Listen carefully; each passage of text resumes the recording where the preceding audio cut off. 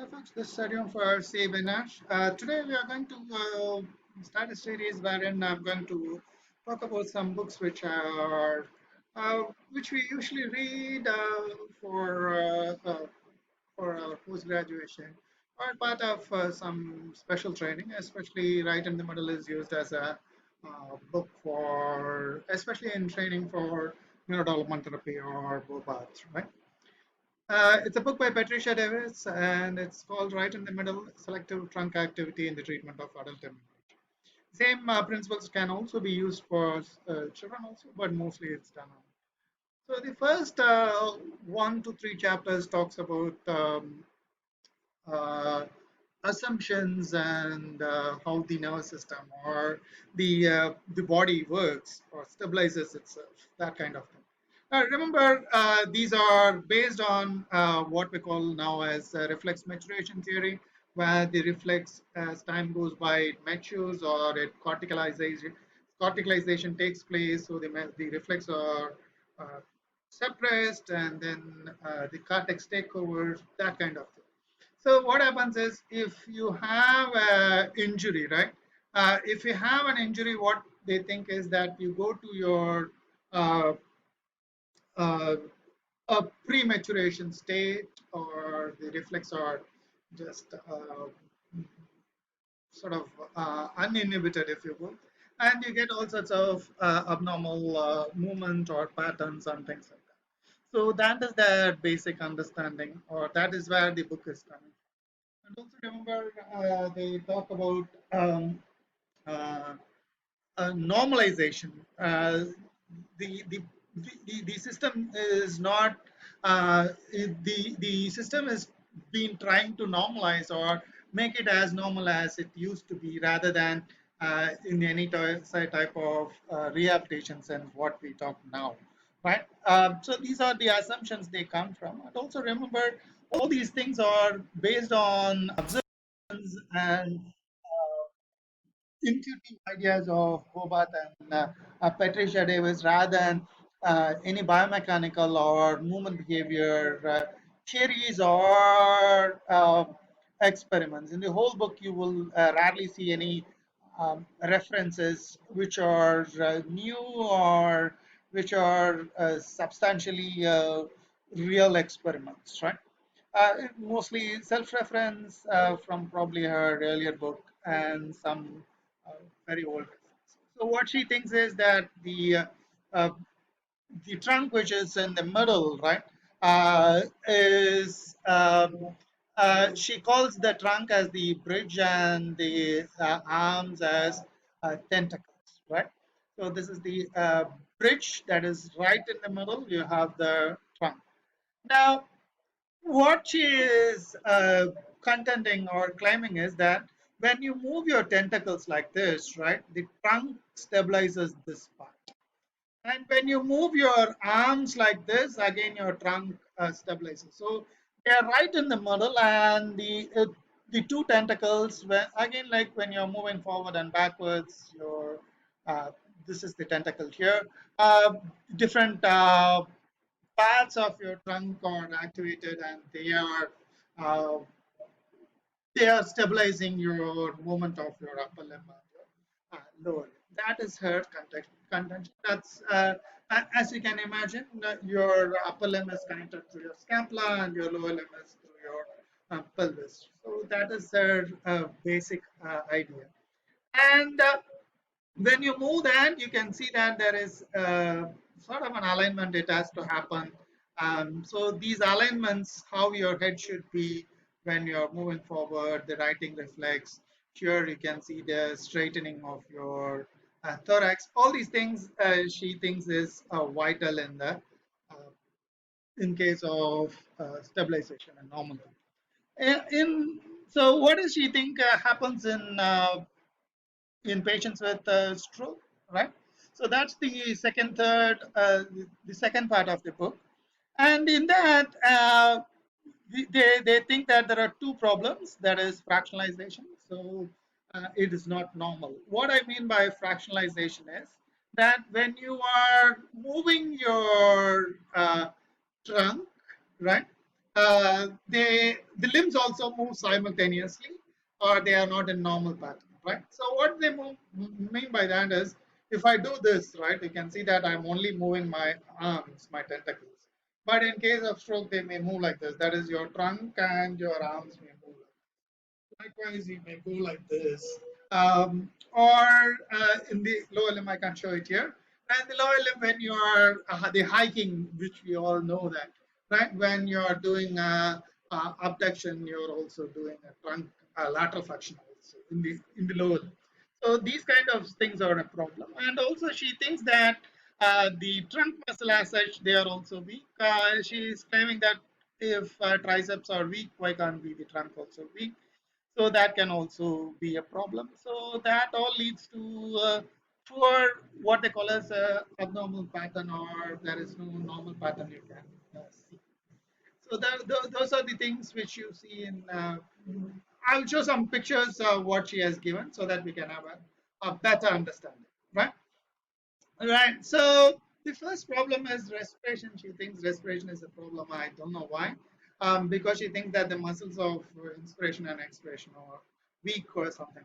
But I'm not going into that much. But anyway, so this is what she is showing when you're getting there's a patient with stroke. She can see that there is a it's not aligned straight. It is curved like you have in a child. Likewise, when you do a bridge which is symmetrical, you can see it is aligned properly. The trunk is straight like this. But if you do it with one leg, when your tentacles move, they are not activating, and so there is a poor alignment of your trunk. Likewise, when you are rolling, you are not getting the scapula to do a protraction. You can see the trunk is not moving properly. Your head is not moving properly, like in a child. Again, you can see the movements of the lower limb here when you are trying to move up, which is similar to what you get in a child. So that is the idea I told you, which came from the reflex inhibiting theory.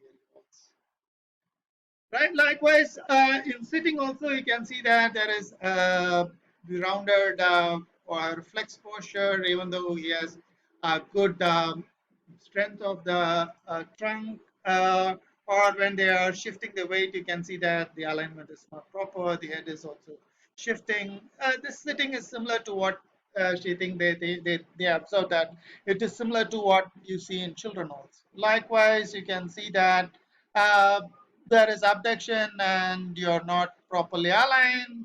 Again, because of the poor alignment, you can get also a contention or claim is that you can also get hyperextension of the knees also because of the poor alignment of your pelvis, which is eventually attached to your bridge. So that's also a problem.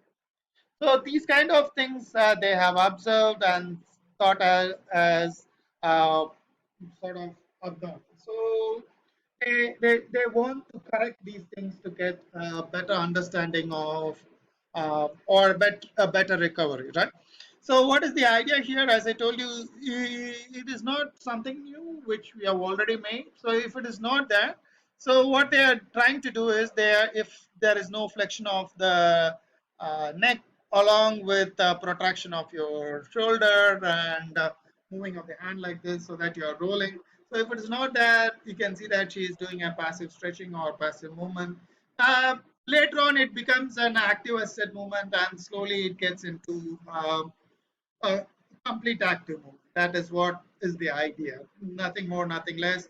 They will put a lot of flowery words, but that's all right. That is not much of. So you can see that they have moved from passive to active assisted, and likewise you can see that when he is sitting, he is not aligned properly. So she is aligning the shoulder, keeping uh, the pelvis on the or the femur on the floor or on the couch. That kind of alignment she is correcting. You can see that again when he's shifting his weight, he's lifting his leg as a counterbalance, but at the same time, we know that in a normal person it will be down. So they are correcting those things with passively or actively. These kind of movements, you can see that the alignment of the head is not there. So she is doing a passive alignment correction here, here, here. So there are a lot of passive and active assisted movements. Uh, this is in different starting postures. Some of it looks I don't know whether we can do any of these things to correct this adduction. But anyway, that's what she is saying. I'm just showing what are the different ways, different starting positions, they are doing different things. You can see there are so much of correction. There is a flexion here. So she has put the leg in extension via passive movement. Also here, passively, she has put like this and have the trunk in straight. And then there is the last part on the ball. I think this is basically circus. This is not physiotherapy. But anyway, there are a lot of circus involved retraining the trunk. So the last part, what I'm going to talk about is what's the take on what's the issue with the book. The first thing you will know or you'll notice that the trunk is not stabilizer of your it doesn't work like that. When you're standing, we know Newton's third law said that you have to create a force downwards, then only you will create a force upwards. So if you are stabilizing yourself, you need to push downwards and in another direction.